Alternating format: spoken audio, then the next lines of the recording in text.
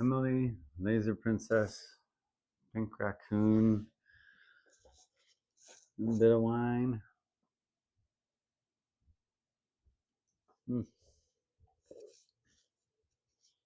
Can someone please explain to me why people say I'm like snotty when I say I like Merlot? I don't get that. What is wrong with Merlot?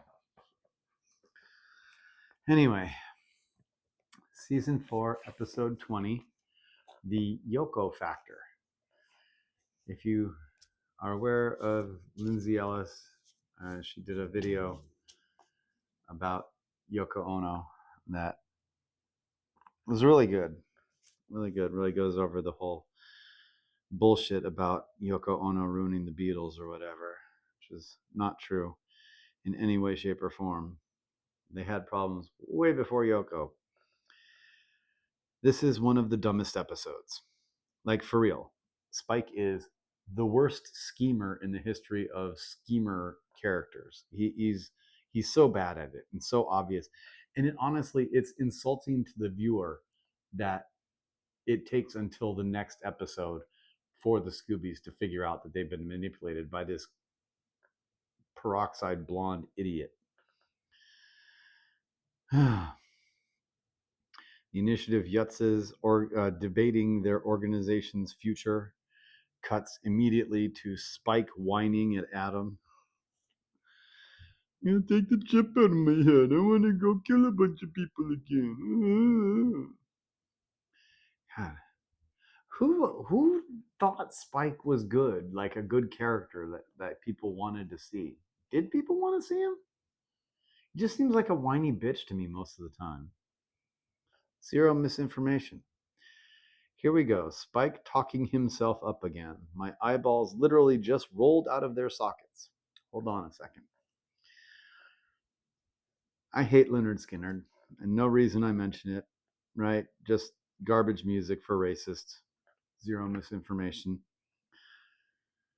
Opinion only. The Schrodinger cat. It's definitely extant while on screen. Enough said.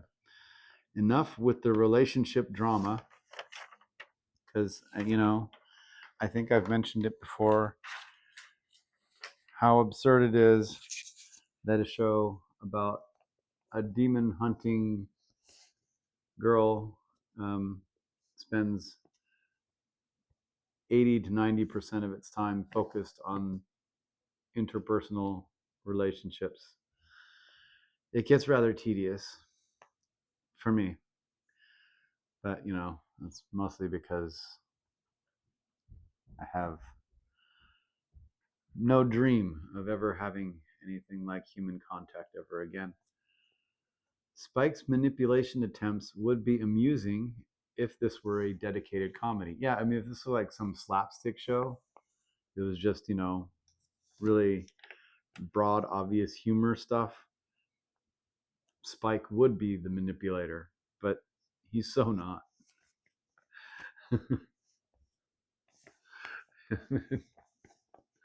Buffy goes to find Adam, or reconnaissance Adam's lair, whatever, and Forrest shows up, and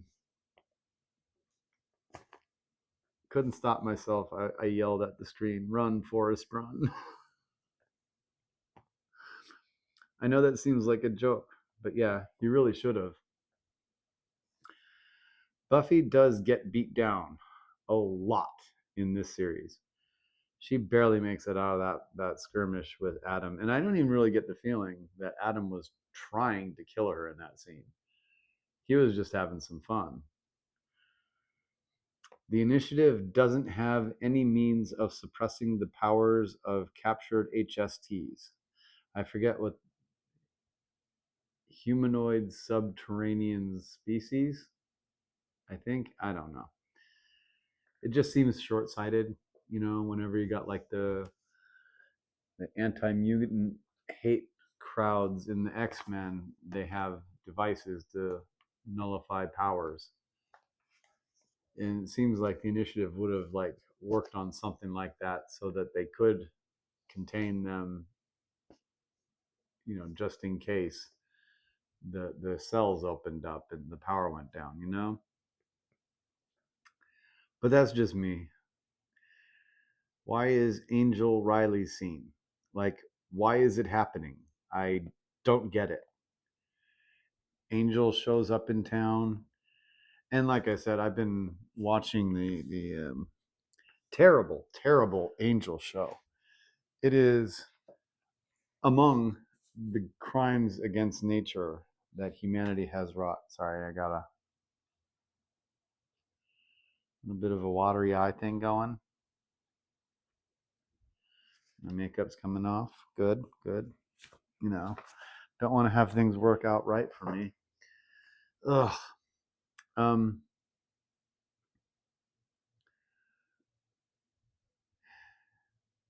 Yeah. So I like, why does Angel not just say, no, I didn't sleep with Buffy, when Riley starts bugging him? Like, I don't understand it. I really don't understand it. But maybe like I said, I'm unfortunately watching Angel now, and maybe it'll explain some things that didn't make sense. It definitely has not made the events when Spike had the ring and Buffy gave the ring to Angel. It doesn't really make those make any sense either. The Angel show. I think it tries to, but when Buffy does end up showing up on that show, or people from Buffy show up on that show, it's really just kind of like, so what? And that does play into that one scene that I did write a whole rant about, that I'll get to later at some point. But yeah, it's bizarre. For the record, if Riley got embraced, he would stomp Angel so hard. Angel, for all his age, is not a fighter.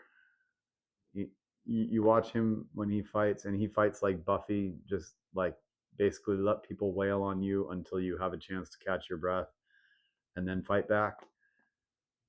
Riley, as a trained fighter, I think would, with equivalent vampiric powers, just wipe the floor with Angel. Adam really has zero guile in him, doesn't he? It's like, that is one thing I will say, that multiple rewatches, I appreciate Adam as a big bad more than I used to. Drunk Giles pouring booze, but it's clearly water, unless they put corks, because it's an actual cork that he puts in gin or something. I've seen Scotch bottles that have like a cap with a cork attached, but I've never seen that with gin. Maybe I'm off. No, that is not a gin bottle. It's not a gin bottle. It looks like a Scotch bottle. But the liquor is clear when he starts drinking it, and then next shot, it's a brownish liquor.